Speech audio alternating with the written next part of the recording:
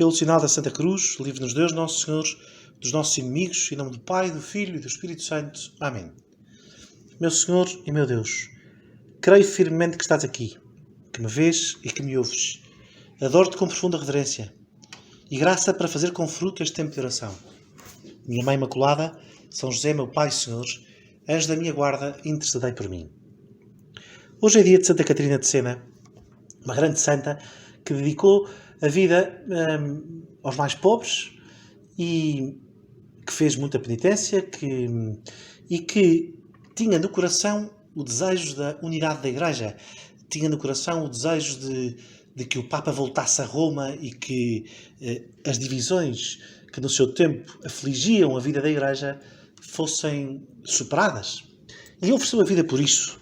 E foi alguém que falou desassombradamente ao Papa, aos bispos, aos grandes deste mundo e aos grandes da Igreja, para os chamar às suas responsabilidades.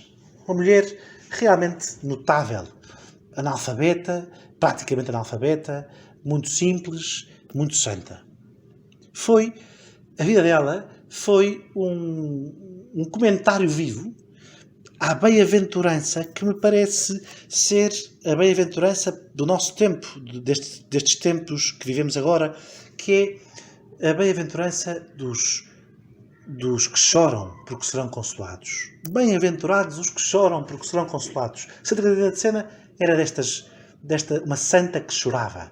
Chorava não desesperada pelo mal que via à sua volta, mas chorava como quem luta, cheia de esperança, pelo bem que há de vir, pela vontade de Deus. Outro dia, recebi um texto que era um comentário assim fácil e até quase gracioso a esta bem-aventurança.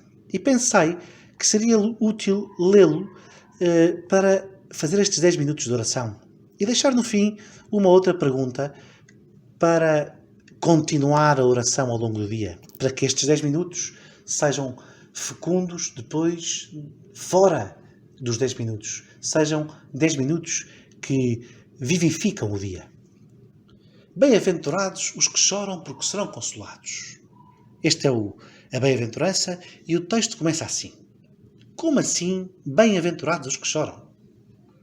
Desde o dia em que ouvi o Mestre naquele monte da Galileia, esta pergunta ocupa-me o espírito. Como assim, bem-aventurados os que choram? Tenho querido aproximar-me para lhe pedir que me explique melhor, mas secretamente o medo de que seja tudo um grande absurdo mantém-me à margem. Se for absurdo, então aquele a quem chamam Mestre e Senhor não passa de mais um agitador de massas. Que estranhas palavras estas. Aliás, tudo o que foi dito naquele dia, no Sermão da Montanha, é desconcertante. Os pobres em espírito, os mansos e os que sofrem, juntam-se com os que choram à caravana dos bem-aventurados. Que pandilha! A verdade é que Jesus anda sempre rodeado de gente esquisita. A minha mãe diz-me que sou muito novo para compreender, que aos 19 anos ninguém ainda chorou o suficiente para descobrir doçura e felicidade entre o sal das lágrimas. A minha mãe é uma daquelas mulheres que anda com Jesus por todo o lado e não tem medo de se aproximar dele com perguntas, pedidos e desabafos. A minha mãe é íntima da Mãe de Jesus. Passam a vida a tomar café e tem um grupo de amigas bastante tagarela que se diverte a falar dos filhos e das suas façanhas. Nossa Senhora Maria não é exceção. Não faz mais nada senão falar de Jesus. E contou-me a minha mãe, explica como ninguém até as palavras mais difíceis do seu filho. Talvez seja verdade. Tenho 19 anos e tudo me corre mais ou menos bem.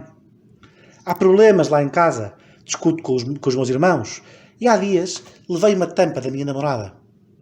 Torci um pé e chubei a uma cadeira. Estou de quarentena e é tudo quanto a lágrimas. Talvez esta bem-aventurança seja para aqueles que a vida tornou amargos e desencantou. À custa de tanto sofrer, de tanta pancada, já não se iludem com nada e já não esperam desta vida senão dissabores. Mas se é isto, como explicar a alegria serena e desbordante de Jesus, sempre tão disponível para todos e aparentemente deslumbrado com as maravilhas deste mundo. Se há coisa que me fascina nele, é a admiração e a novidade com que olha para todas as coisas. Gosta mesmo da vida, está mesmo contente com o mundo criado por Deus, seu Pai, por Ele. Gosta tanto que vai a todo lado e nenhum ambiente o parece assustar. E, no entanto, exclama: bem-aventurados os que choram. Jesus não é um desencantado. Disso ao menos tenho a certeza. Ao pé dele, até a minha juventude me parece sem saborona. Dizem que os jovens são entusiásticos e generosos, que sonham com grandes ideais e que querem dar a vida toda por uma grande causa. Quando ouço estas coisas, há uma corda que soa cá dentro, mas honestamente passo muito tempo a pensar nas minhas coisinhas. Se vou ter dinheiro para sair, se sou o maior da minha rua, se isto e se aquilo. Ultimamente ando um bocado obcecado com o sucesso e com as saídas profissionais do meu curso. Enfim, nada de grandes ideais e de grandes renúncias. Quando comparo a minha juventude com a de Jesus, quase me apetece chorar. O quê? Esta saiu-me sem pensar, mas às tantas é por aqui. Quando olho para a vida de Jesus, que leva o seu encanto pelas realidades até ao fim, que se entrega sem medida a todos e que não se cansa diante de nenhuma injustiça, a minha vidinha burguesa e centrada em mim mesmo faz-me chorar, meio de vergonha, meio de tristeza. Quanto mais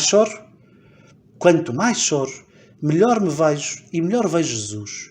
E isso é um grande consolo e uma grande alegria. Estas lágrimas levantam da prostração em que o egoísmo me deixou. De repente, vejo com clareza a beleza da minha vida e de todas as coisas. E quero entregar-me para cumprir a vontade de Deus, para combater todos os males, para me comprometer até ao fim com o bem que Deus imprimiu em todas as coisas. Quero viver de encanto e de gratidão, como aqueles pobres em espírito que recebem tudo o que têm das mãos de Jesus. Agora percebo aquela cena um bocadinho melodramática para meu gosto, em que Jesus chora diante do túmulo de Lázaro. Contou-me a minha mãe. Ora ouçam. Lázaro, o irmão de Marta e de Maria, morreu. Tinham avisado Jesus da sua doença, mas pelos vistos andava ocupado com outras coisas. Quando chegou a Betânia, a cidade dos 3 irmãos, já era tarde. Lázaro morrera. Ao seu encontro veio primeiro Marta e depois Maria. Marta era uma mulher prática, mas visivelmente abalada. Não chorou, pelo menos em frente do mestre. Se tivesse estado aqui, meu irmão não teria morrido, disse-lhe num tom entre o triste e o resignado. Marta acreditava realmente que Jesus é o Cristo, o Filho de Deus, que devia vir ao mundo. No entanto, diante da evidência da morte e do túmulo, uma mulher prática resigna-se. Pronto, a morte levou a melhor outra vez. Não vale a pena choramingar. A vida é mesmo assim. Deus prometeu vida eterna e felicidade sem fim e certamente lá saberá, mas o que se vê é o império da maldição e da morte.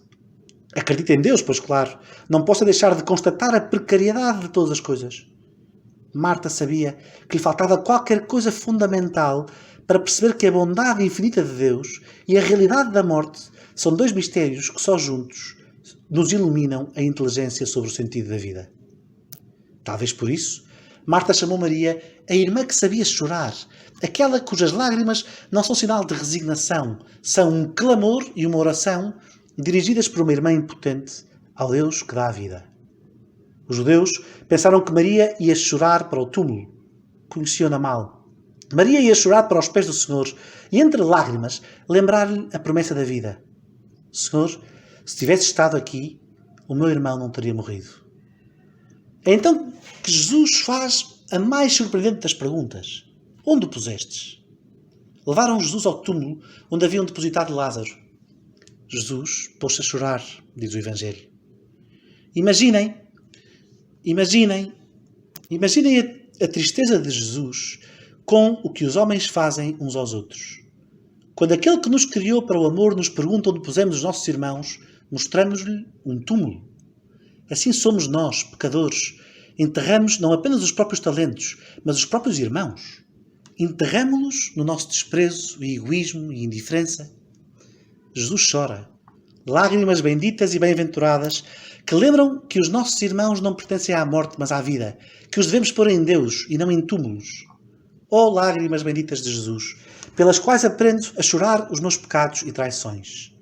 nas quais descubro a minha vocação a cuidar do que o Senhor me deu e a viver com eles na bem-aventurança eterna prometida aos santos. É então que Jesus manda que tiremos a pedra e abramos o túmulo. Marta ainda resiste e lembra-lhe que é demasiado tarde, que já lá vão 4 dias. É a voz do desencanto a querer impor-se. Não vale a pena, sussurra-nos tantas vezes ao ouvido. Não te iludas com ambições nobres e generosidades totais. Conforma-te com o mundo, onde tudo passa e caminha para o fim. Jesus diz-lhe, não te disse eu, se creres, se acreditares, verás a glória de Deus. Tiraram, pois, a pedra. Ver a glória de Deus por trás das pedras tumulares, ver a vida que triunfa sobre a morte, eis o desafio que Deus nos lança. A fé dá-nos a certeza da vitória de Deus sobre a morte e a nossa vitória com Ele. Foi a isto que o Senhor nos veio chamar. Bem-aventurados os que choram, porque serão consolados. Perguntemo-nos, agora, ao terminar esta oração, sei chorar os meus pecados ou choro apenas as minhas incomodidades? Alguma vez choraste de arrependimento e foste consolado? Quando assisto ao sofrimento e à injustiça, deixo-me mover a uma resposta concreta? Quero dar a minha vida a Deus sem me instalar no fatalismo da minha resignação à impotência? Que missão concreta tem Deus para mim hoje? Tens alguém por quem dar a vida? Meu Senhor, dou-te graças pelos bons propósitos, afetos e inspirações que me comunicaste nesta meditação. Peço-te ajuda para os pôr em prática. Minha Mãe Imaculada, São José, meu Pai, Senhor, anjo da minha